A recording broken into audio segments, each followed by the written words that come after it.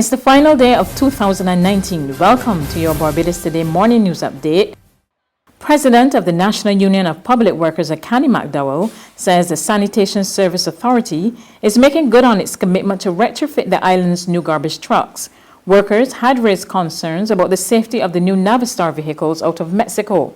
But following talks between the two sides on Monday, McDowell says the issues are being addressed. SSA management has given us a commitment that by Monday next week, all of the trucks will be outfitted, which will address all of the safety issues that the union have highlighted. The platform was at the side that was moved to the back. Right. And then there were two additional steps placed at the back for the two loaders. And then there was a third seat that was installed next to the driver.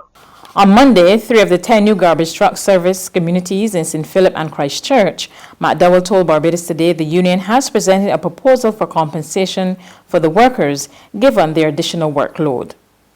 2 visitors whose brave action saved 2 young brothers from drowning at Sandy Lane Beach in St. James have been honored by Prime Minister Mottley.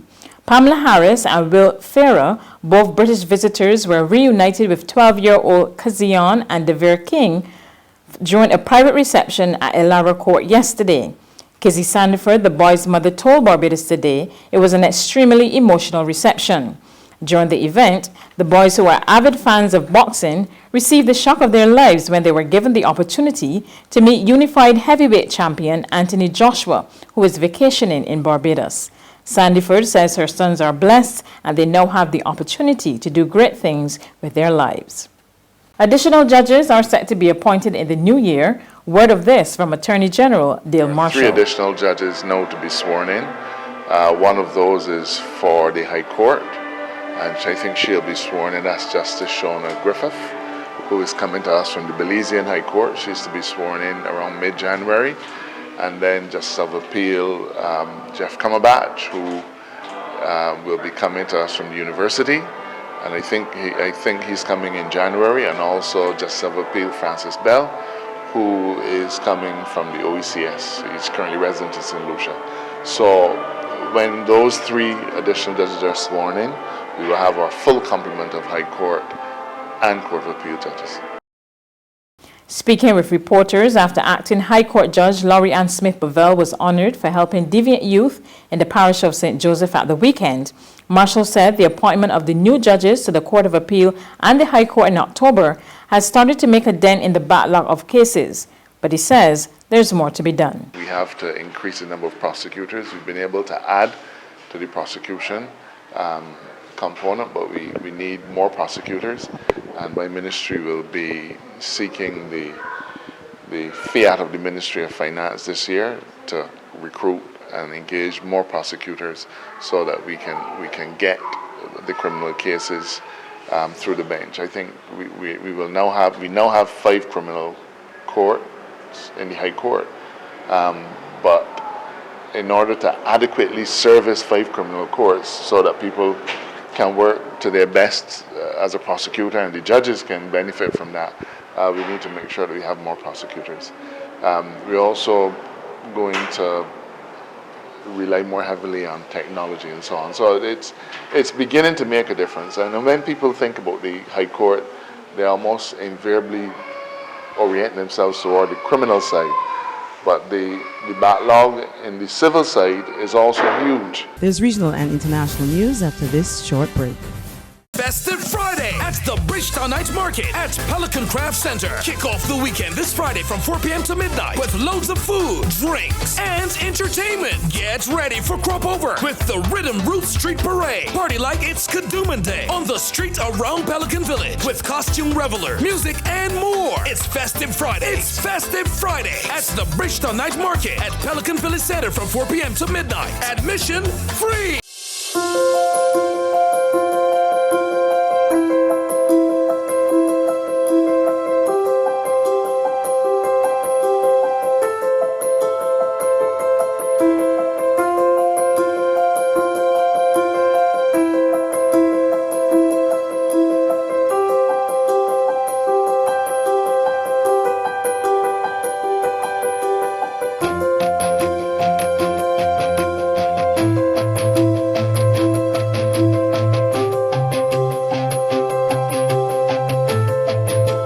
Barbados Today, news you can trust.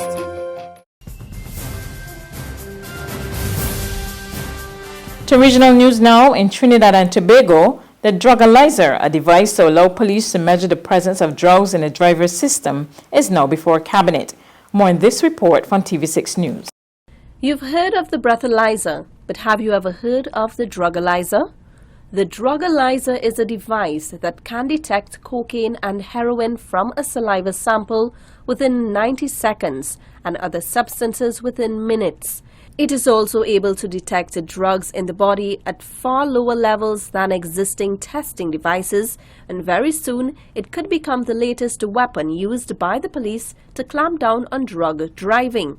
The device will allow police to use a mouth swab and a portable drug analyzer, not much bigger than a pen, to test to see if drivers exceed limits set for the presence of 8 illegal drugs, including cannabis and cocaine, as well as 8 prescription drugs. And the Minister of Works, Rohan Sinanan, says his legal team has already started looking at all the devices available, and he's hoping to have the legislation up and running in the shortest possible time. Once it is passed in the Parliament, the Ministry will have, the team at the Ministry, the legal team would have started to look at all the options available, and I'm hoping that we have everything that is available to the police and the different agencies in the shortest possible time. We are already looking at all the different devices also that can be implemented. But TTPS's Road Safety Coordinator Brent Batson says if the legislation is not passed soon, the police would be handicapped in dealing with drug driving. Further afield, federal prosecutors have filed hate crime charges against Grafton Thomas, the man suspected of stabbing 5 people at a rabbi's house in New York last weekend. More in this report from Reuters Television. Federal prosecutors on Monday filed hate crime charges against 37-year-old Grafton Thomas. He was apprehended Saturday night and is accused of stabbing 5 people during a Hanukkah celebration at a rabbi's home in the heavily ultra-Orthodox New York suburb of Monsey. The complaint, filed by the U.S. Attorney's Office for the Southern District of New York, read, when Thomas entered the rabbi's home, he had his face covered with what appeared to be a scarf and said in substance and in part, "No one is leaving." Thomas then took out a machete and started stabbing and slashing people in the rabbi's home. The injuries include a severed finger, slash wounds, and deep lacerations.